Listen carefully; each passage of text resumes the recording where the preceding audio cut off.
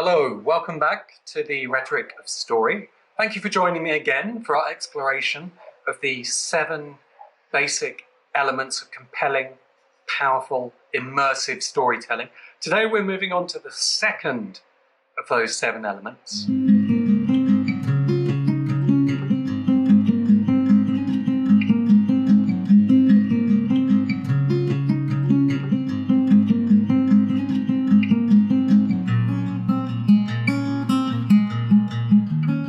We're thinking about the rhetoric of story, which we've defined as a way of structuring stories that mirrors the way that our minds work and the way that we see the world around us. To make sense of the world, of all the changes that are going on, we tell a story about the world and we place ourselves at the center of that story. And this is why when we mirror through the structure of story, this way that our mind works, the stories become very, very compelling because we place ourselves into the center of the story that's being told, if the storyteller has done their job right. We thought in the last lecture about the idea of change, an archetypal human change. And at the heart of every really powerful, long-lasting story, and to illustrate this, we looked at the story of Jack and the Beanstalk, which we think might be as old as 5,000 years. It's lasted all that time because of the change it talks about, which is the archetypal change from boy to man, from young person to mature adult. We looked at how that story illustrates that change and how it threads through every part of the story, because once we have that archetypal human change in place, everything the story does, every scene, every decision made by the characters, every exchange of dialogue, in some way or another, relates back to that change and gives the story a unity. We also thought about the 2 kinds of story that are in every story, the big story, the small story, the epic outer change, for instance in Die Hard, fighting terrorists, which is balanced, made more powerful by the small inner story, the change of the character John McClane reclaiming his wife and family, a powerful archetypal story. But at the heart of the story, whatever change we're exploring, however powerful, complex it is, that change must be happening to somebody. At the center of every story is a hero, we might call them a protagonist, a central character, a person, is a self. There's a self experiencing everything in the story, and it's this self that we go into as the reader, as the audience of the story. And that's the idea we're going to be exploring through today's talk, the idea of self and how it sits at the heart of powerful storytelling.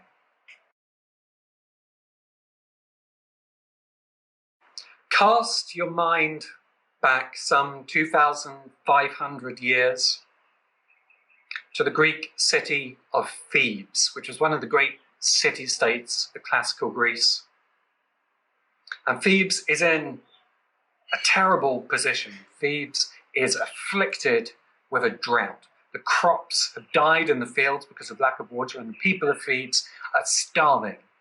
And they do what the people of the Greek city-state would do. They go to their king, the great king Oedipus, and they say, Oedipus, we believe in some way the city of Thebes has offended the gods, and you as our king need to investigate and find out what lies at the heart of this problem. It's your responsibility. And Oedipus says, you're right, I am the king of Thebes. I take on this responsibility and I will investigate what we have done to offend the gods. And so to his chambers, Oedipus calls the blind philosopher Tiresias. Tiresias comes holding a stick, and he is completely blind and blindfolded.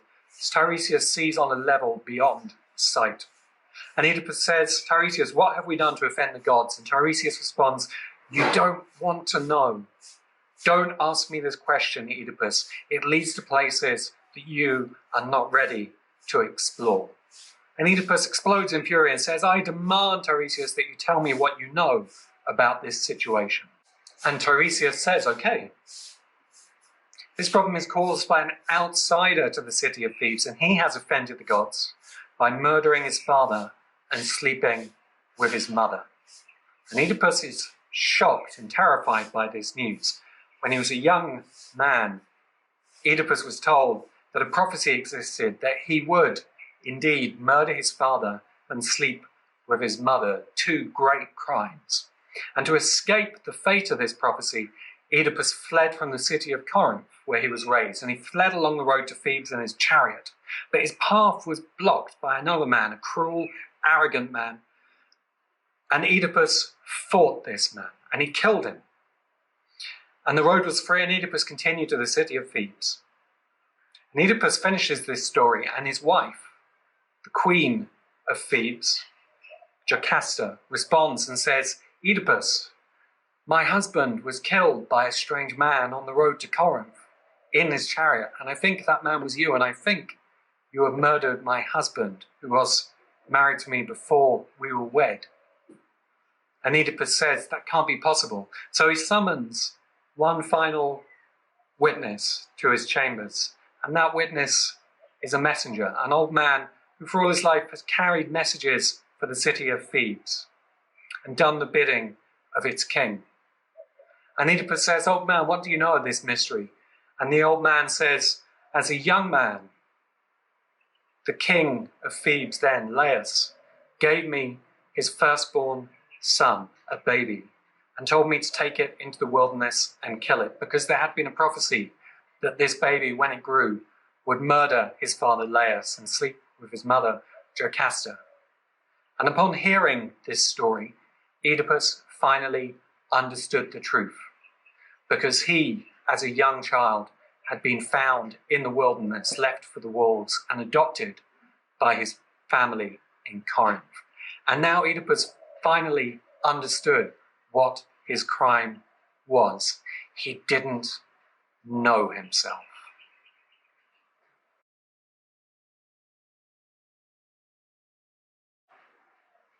Know thyself. One of the most famous and most important ideas in the whole field of philosophy, most commonly attributed to the Greek philosopher Socrates. What does it mean to know yourself, and how do you know yourself? This is the question that Socrates is putting to his audience through this statement, know thyself. What does it mean for Oedipus?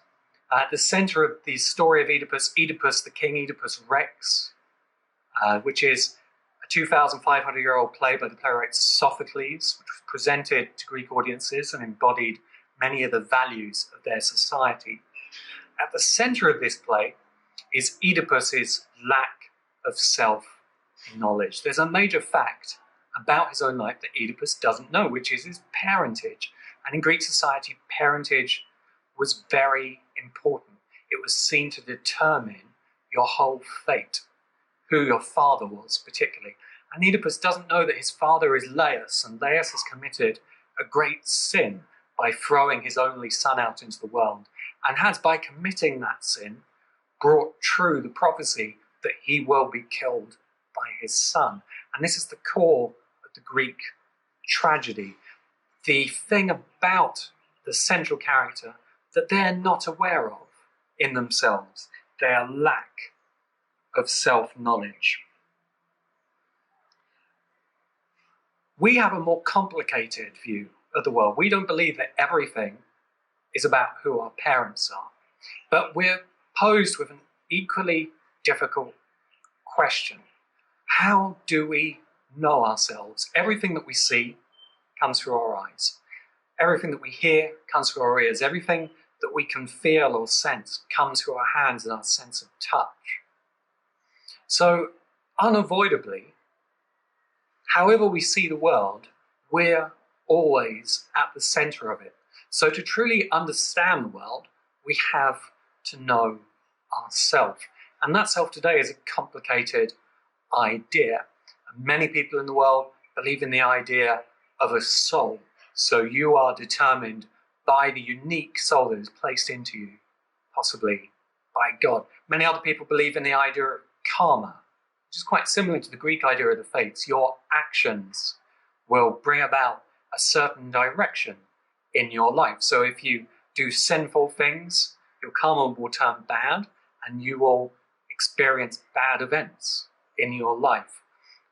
In the Western modern world, we're more driven by psychological and cognitive ideas of self, that the circumstances that we're placed into, be it a position of high birth or great poverty, or the people we're surrounded by, have a great impact and shape our behavior, and our storytelling tends to reflect this.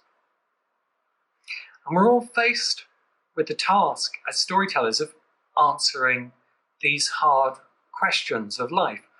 Why do people do the often strange and crazy, or perhaps wonderful and beautiful, and sometimes deeply self-destructive things that people do? Why do Romeo and Juliet kill themselves over a youthful love affair that most people might simply grow out of?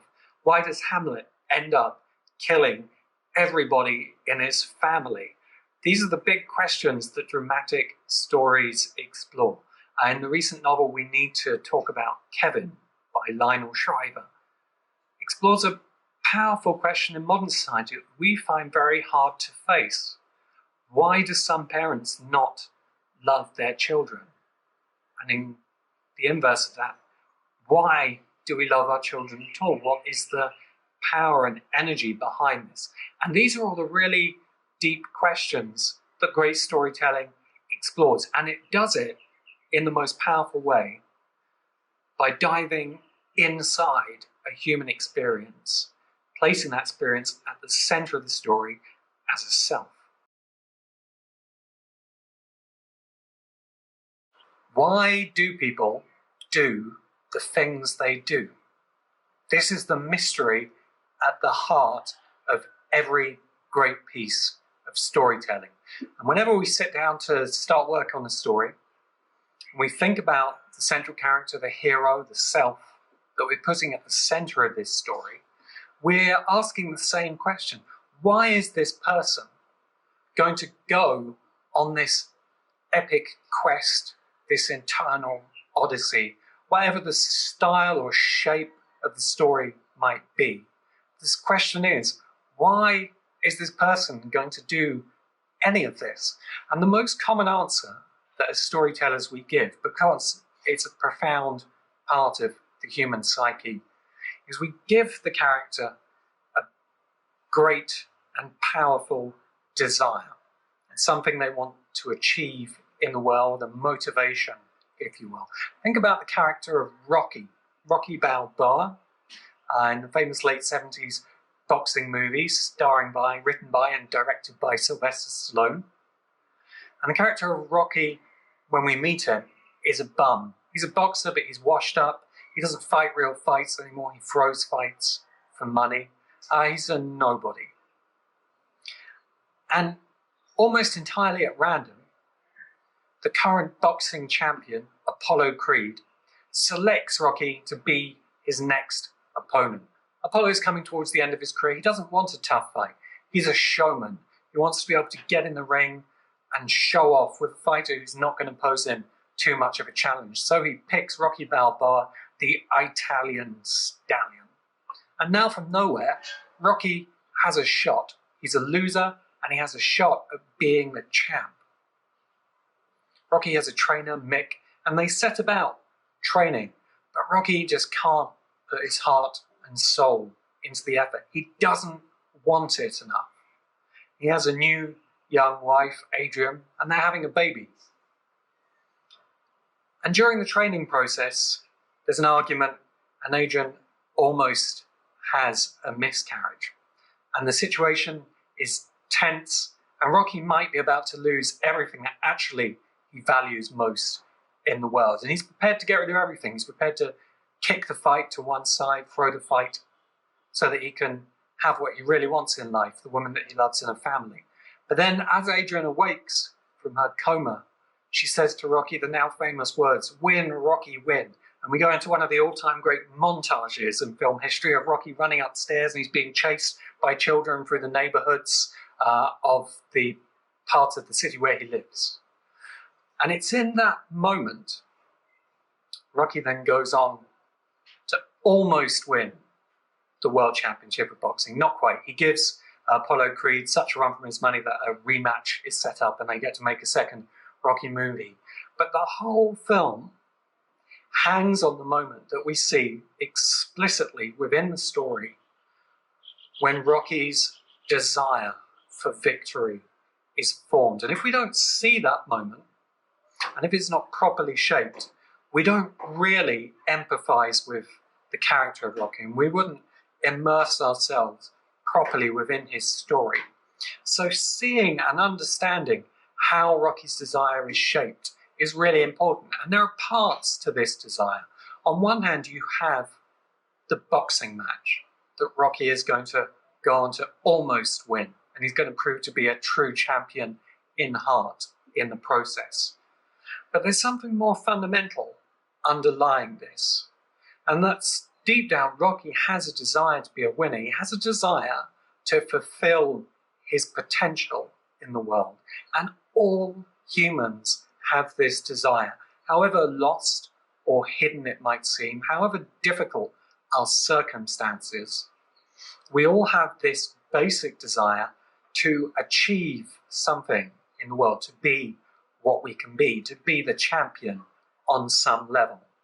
And it's because the Rocky story taps into this desire that it's so powerful for us, and people have been going back to the cinema and their television screens to watch Rocky again and again and again for decades now.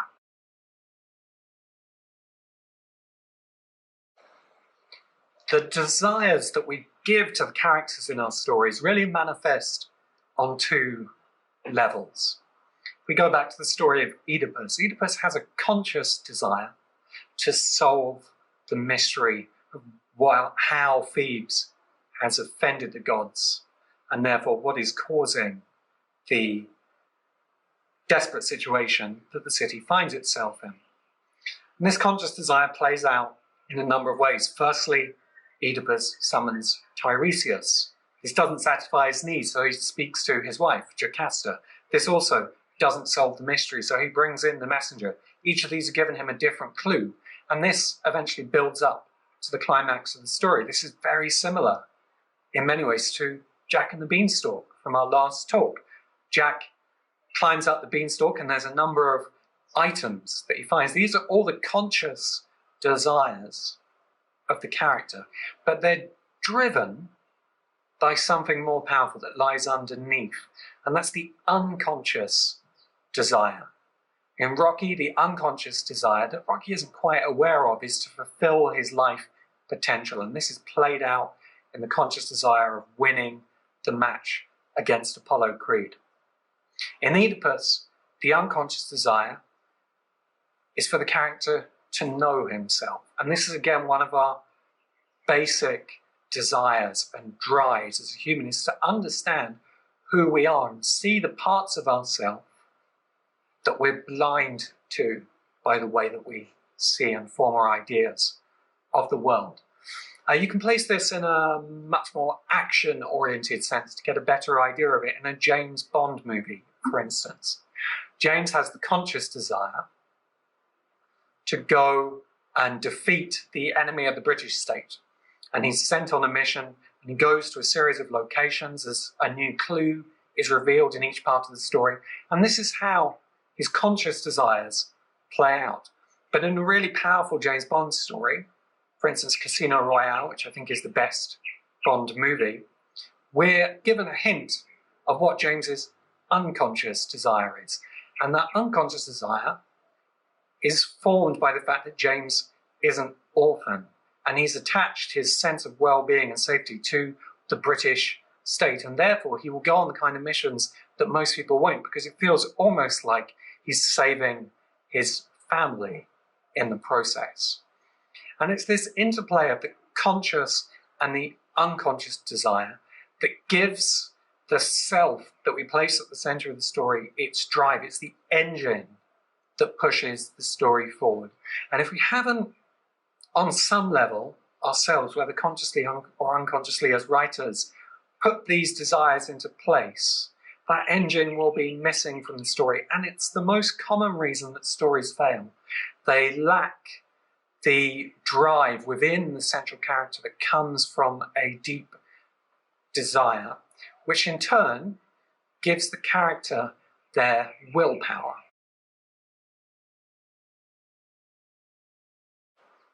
From the central desire that we give to a character in its conscious and unconscious levels comes the real force that drives them through the events of the story, which is their willpower.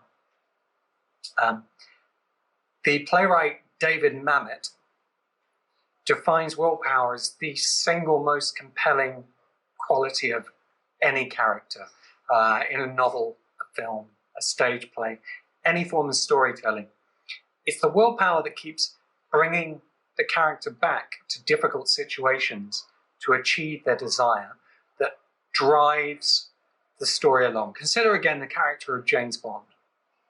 Imagine a character with less willpower who's sent on a mission to defeat Spectre, the secret, all-powerful criminal organization that manipulates the world. If you or I were sent on this mission, firstly, we'd be terrified, and secondly, we would run away.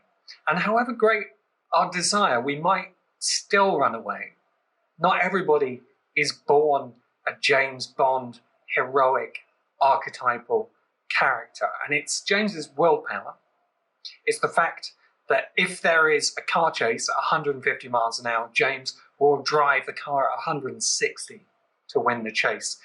If he finds himself fighting a guy who's 1.5 feet taller than him, James will just fight harder. And this is all an aspect of the unique willpower that drives the character along. But it doesn't have to be in a purely action-oriented heroic sense. If we look again at Oedipus. Oedipus doesn't face physical challenges during the course of the play. Earlier in his life, he has killed a man who turns out to be his father. Oedipus's challenge is psychological because he knows very early on in the play that this is about him. And it would be much easier not to face the situation that he finds himself in. At the end of the play, Oedipus is blinded. And in fact, his willpower has driven him to a state of self-destruction, although in the model of the Greek tragedy, that self-destruction later on in the later Oedipus plays leads to his enlightenment and his wisdom as a blind seer. And again, it's the willpower that Oedipus possesses which allows him to pursue the play. So we're always dealing with characters who have a level of willpower beyond the normal. And that's one of the elements that makes the storytelling experience so profound for us, whether it's watching James Bond chase an adventure through circumstances that we wouldn't be able to deal with, whether it's watching King Oedipus pursue the clues of the tragedy. And this can also be brought into much more modern, realistic situations. David Mamet, who made this statement about willpower, one of his great stage plays turned into a screenplay, Glengarry Glen Ross, is really a story all about the nature of human will and the power that comes from it. We're placed into a sales team.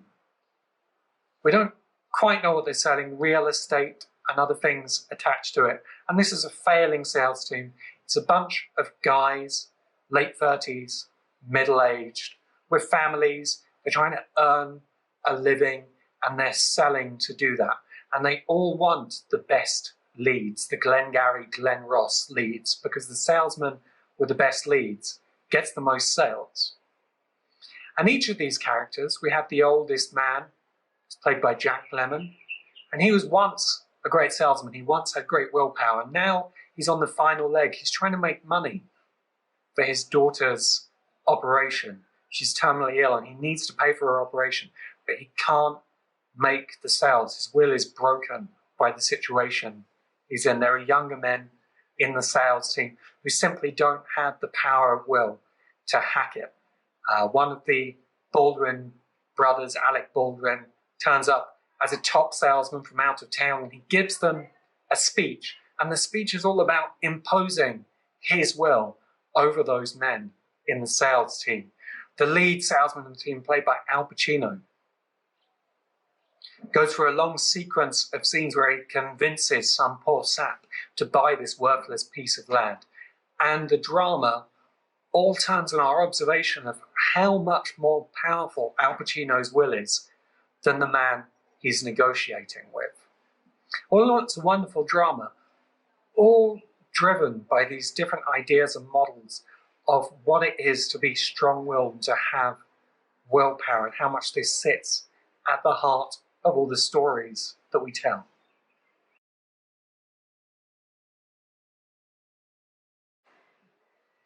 When we find ourselves really in love with a story, when we're drawn into the world that the story creates, and it becomes, for the time that we're reading that book or watching that film, the reality that we seem to be inhabiting, it's because, more often than not, the self at the center of that story has convinced us of its reality, and we treat that self as a real person. And in fact, for the time that we're engaged with the story, we immerse ourselves inside that self, and we become that person and share all of their experiences through the events of the story as it unfolds.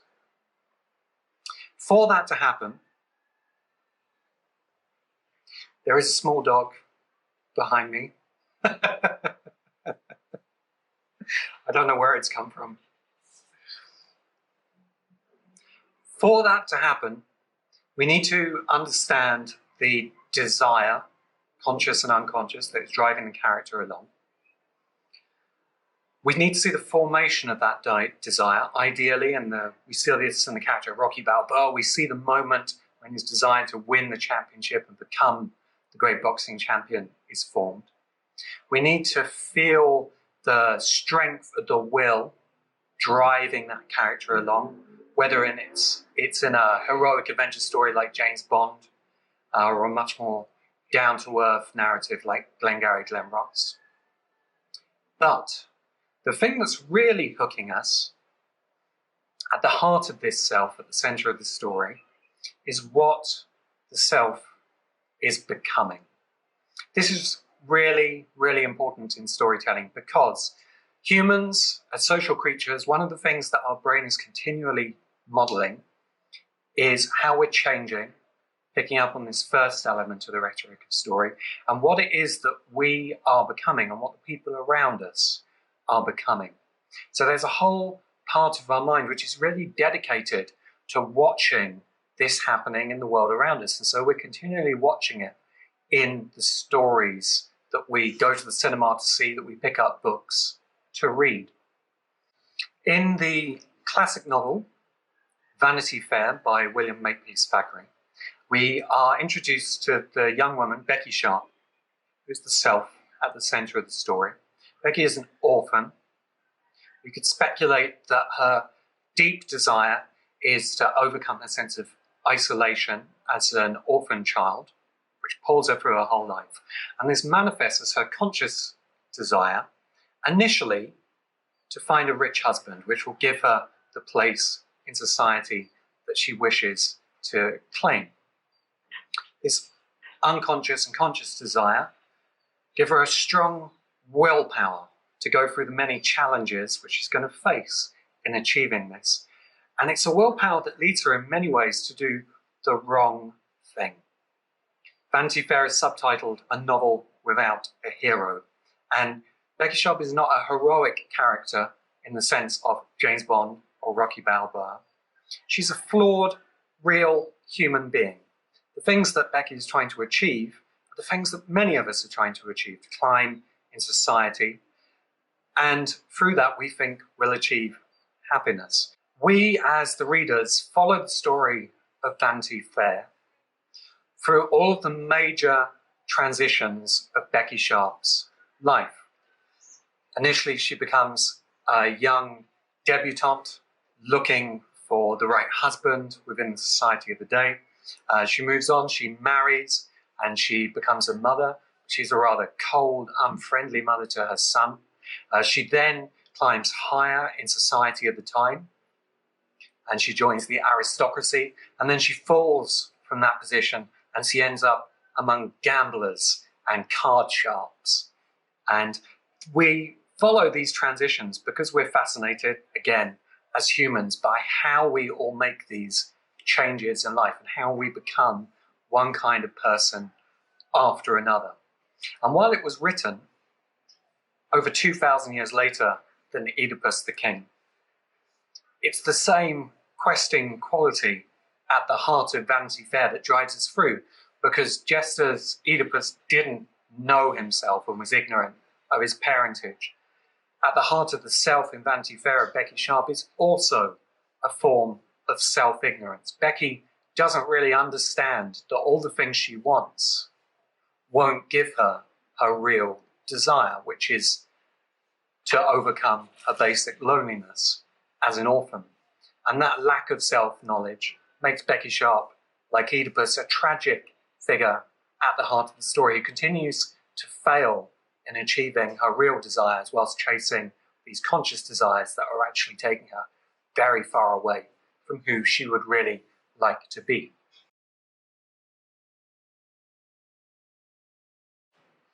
When stories fail, when we walk out at the cinema auditorium, when we close the novel and never pick it up at that page again, it's almost always because the self at the center of the story isn't strong enough to carry the story that we're building around them. And so we find ourselves, when we're working on a story, continually returning to the self and the questions that we need to ask of it in order to make it a strong and compelling character at the heart of the story. What is the desire, both the conscious and unconscious desire, driving this character along? How does their willpower manifest? What are the events of the story that they have to overcome in order for us to see fully into their willpower? This question at the heart of many of the great characters in fiction and storytelling.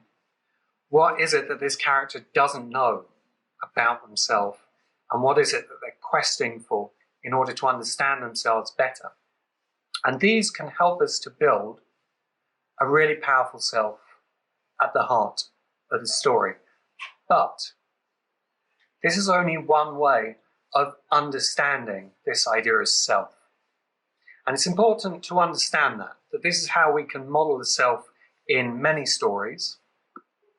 But what we're really doing is just arriving at one answer to these big questions of life. It can help us answer why Rocky Balboa wants to become the world boxing champion. It can help us answer why Oedipus, the king, is trying to solve the mystery of why the gods have been offended. It can help us understand why Becky Sharp is looking for the right marriage in the world and to climb in society. But ultimately, you as a writer are facing these really hard questions of life. Why are we the way that we are? And you will need to find your own models and answers to those questions.